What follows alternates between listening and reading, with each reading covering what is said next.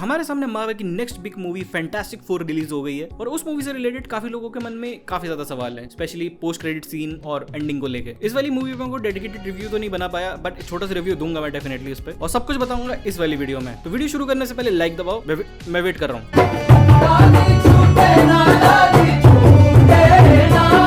दबा दिया लाइक, अब सब्सक्राइब करो। मैं तुम्हारे बाप का नौकर नहीं हूँ। तो स्टार्ट करते हैं छोटे से रिव्यू से कि मेरे को मूवी कैसी लगी। शॉर्ट में आंसर बताऊं, मूवी मेरे को बहुत पसंद आई। फैंटास्टिक फोर में जितने भी भाई अपने कैरेक्टर्स थे बहुत अच्छे से अपना रोल प्ले करते हैं। पूरी जो फैंटास्टिक फोर की जो फैमिली है, केमिस्ट्री काफी शानदार लगती है। वीएफएक्स नेक्स्ट लेवल, स्पेशली जो स्पेस वाला पूरा वीएफएक्स था काफी शानदार। अब स्पेस बोलते ही इंटरस्टेलर मूवी दिमाग में आती है। ऑफ कोर्स उस लेवल पे तो नहीं थे उसके वीएफएक्स, बट जितने भी थे बड़ी स्क्रीन पे काफी शानदार लग रहे थे। और वीएफएक्स वहां पर भी काफी शानदार लग रहे थे जब वहां पर पावर का डिस्प्ले हो रहा था, बहुत शानदार। कैरेक्टर्स काफी शानदार, सिल्वर सर्फर का आर्क काफी शानदार, म्यूजिक मेरे को काफी शानदार लगा। पूरी जो वाइब थी, जो पूरा रेट्रो फ्यूचरिस्टिक वर्ल्ड उन्होंने क्रिएट कर रखा था, उसके साथ बहुत ही अच्छे तरीके से ब्लेंड हो रहा था। मतलब ऐसा नहीं लग रहा था कि भाई विजुअल्स कुछ और है और भाई उसकी जो म्यूजिक है वो कुछ और कह रही है। तो काफी अच्छे तरीके से ब्लेंड हो रहा था। वर्ल्ड बिल्डिंग काफी बढ़िया तरीके से करी गई। ऑल्दो ये वाली मूवी जो थी वो ओरिजिन मूवी नहीं थी, कि मतलब हमें बताया नहीं गया था कि भाई फैंटास्टिक फोर कहां से शुरू होती है, क्योंकि ऑलरेडी 2-3 मूवीज बन चुकी हैं। ऑलरेडी बहुत लोगों को बहुत पता है इस मूवी के बारे में और इन कैरेक्टर्स के बारे में। ऑल्दो यहाँ पर ऐसा नहीं है कि बिल्कुल नहीं बता रखा, एक मोन्टाज चलता है, फ्लैशबैक जैसा चलता है, उसमें बता रखा है कि भाई ओके ऐसे ऐसे फैंटास्टिक फोर बनी थी, मिशन पे गए थे, ऐसा ऐसा हो गया था, बट ऐसा कुछ स्पेसिफिक ऐसा फ्लैशबैक सीन नहीं बना रखा है वहां पर। और एक चीज मेरे को काफी अच्छी लगी, मे बी वो चीज बैकफायर भी कर सकती है, कि ये वाली मूवी किसी भी मार्वल मूवी से इंटरकनेक्टेड नहीं है, which is a very good thing and very bad thing at the very same time. अच्छी बात इसलिए क्योंकि भाई अगर कोई नया बंदा जा रहा है जिसने मार्वल को एक्सपीरियंस नहीं कर रखा है या फिर बहुत कम एक्सपीरियंस कर रखा है, तो वो डायरेक्टली जाके देख सकता है। तो उसके पास कोई पुराना बैगेज नहीं है कि भाई इतनी मूवीज देख के आनी पड़ेंगी, इतने शोज देखने पड़ेंगे,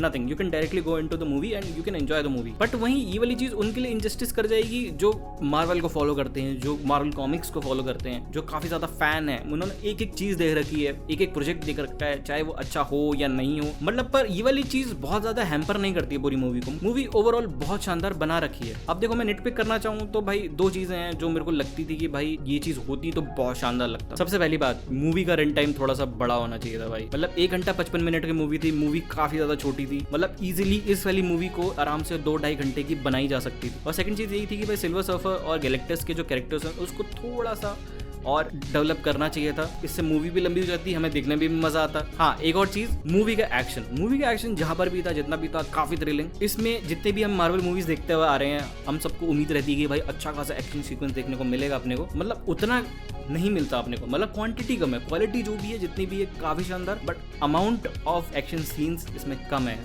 बट ओवरऑल काफी अच्छा फील हो रहा है कि भाई काफी टाइम बाद मार्वल का एक तरह से कमबैक मेरे को फील हो रहा है कि भाई अच्छी है मूवी काफी। अब चलते हैं कि भाई कुछ अनआंसर्ड क्वेश्चंस और पोस्ट क्रेडिट सीन एंडिंग के बारे में हम बात करेंगे। तो भाई स्पॉयलर्स हैं, अगर तुमने मूवी नहीं देखी तो भाई यहीं रुक जाओ, और अगर तुम्हें घंटा फर्क नहीं पड़ता स्पॉयलर्स से तो भाई तुम देख सकते हो, कंटिन्यू है। एंडिंग में ये होता है कि जो हमारी सू स्टॉर्म होती है वो अपनी पावर्स की हेल्प से जो टेलीपोर्टेशन ब्रिज होता है उसमें गैलेक्टस को धक्का देना शुरू करती है, और बाकी की जितनी भी फैंटास्टिक फोर टीम है भाई वो भी पूरा ऐसा जोर लगाने के तैयार है, और मतलब लगाते भी हैं और धक्का देने में ऐसा सफल भी हो जाते हैं। बट सडनली भाई वो वापस बाहर आ जाता है, मतलब ऑलमोस्ट आधा बाहर आ जाता है। और जैसे ही वो बाहर आने वाला होता है, जो हमारा जॉनी स्टॉर्म होता है, जो ह्यूमन टॉर्च होता है, वो अपने आपको सेक्रीफाइस करने के लिए तैयार होता है। वो दूर से उड़ता हुआ आता है, और उसी बीच में क्या होता है, जो सिल्वर सर्फर होती है वो बीच में आ जाती है, अपना ह्यूमन टॉर्च को इधर धक्का मारती है, और जो गैलेक्टस है उसको धक्का देके पूरा अंदर चली जाती है, और दोनों वहां से टेलीपोर्ट हो जाते हैं। अब बहुत लोग सोच रहे होंगे कि भाई इन दोनों का क्या, तो भाई सीधी सी बात है, टेलीपोर्टेशन डिवाइस उन्होंने बनाया था, तो दोनों अब मिलियंस ऑफ मिलियंस, मतलब काफी ज्यादा दूर, मतलब मिलियंस ऑफ लाइट ईयर्स धरती से दूर चले गए हैं। तो मतलब हाँ, जिंदा है,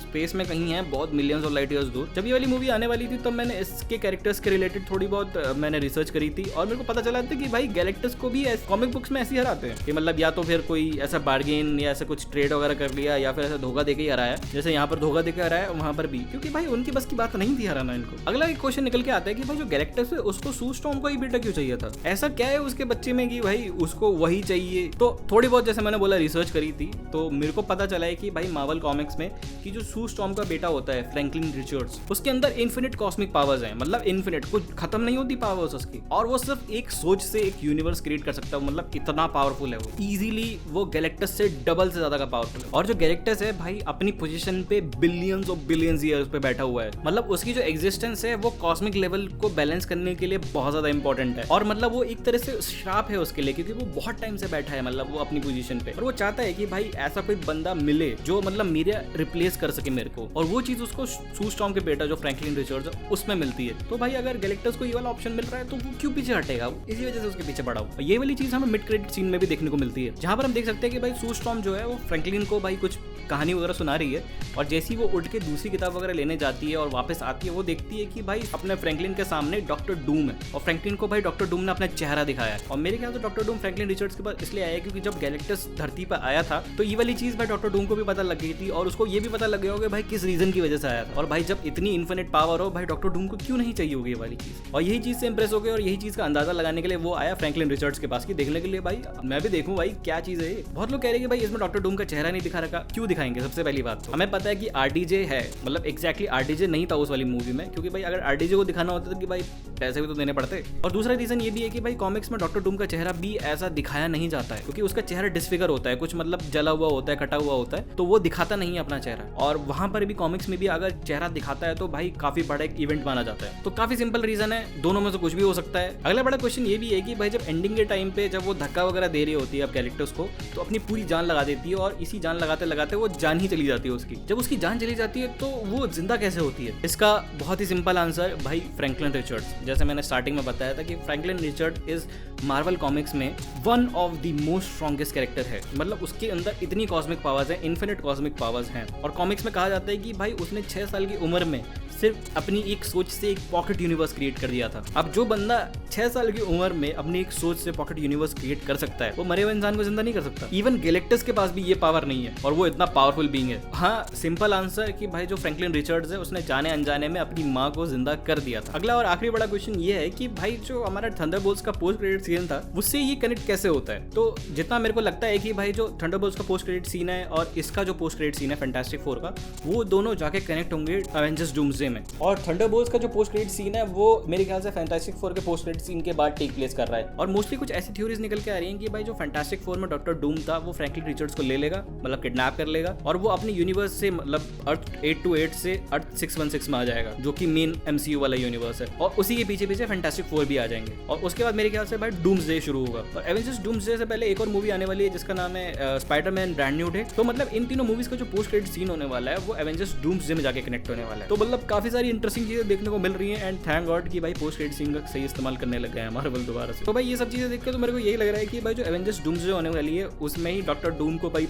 दिखाया जाएगा पहली बार, उसका भाई ओरिजिन बताया जाएगा, उसकी मोटिवेशंस बताई जाएंगी, उसका क्या मिशन है वो बताया जाएगा, पूरी तरीके से सेटअप करा जाएगा, कैरेक्टर डेवलपमेंट उसी मूवी में होने वाला है, और इस चीज का जो पूरा कंक्लूजन होने वाला है वो सीक्रेट वॉर्स जो अगली मूवी होने वाली है उसमें दिखाया जाएगा, जो कि बहुत कम टाइम है भाई डॉक्टर डूम को सेटअप करके भाई खत्म करने का। तो आई होप भाई इस वाली वीडियो से भाई मैंने अपना रिव्यू भी दे दिया हो और तुम्हारे जो क्वेश्चन है वो आंसर हो गए हो। अगर तुम ढूंढ रहे हो तो वीडियो अच्छी लगी तो लाइक करना, चैनल को सब्सक्राइब करना। मिलता हूं नेक्स्ट वीडियो में, तब तक के लिए जय हिंद, वंदे मातरम।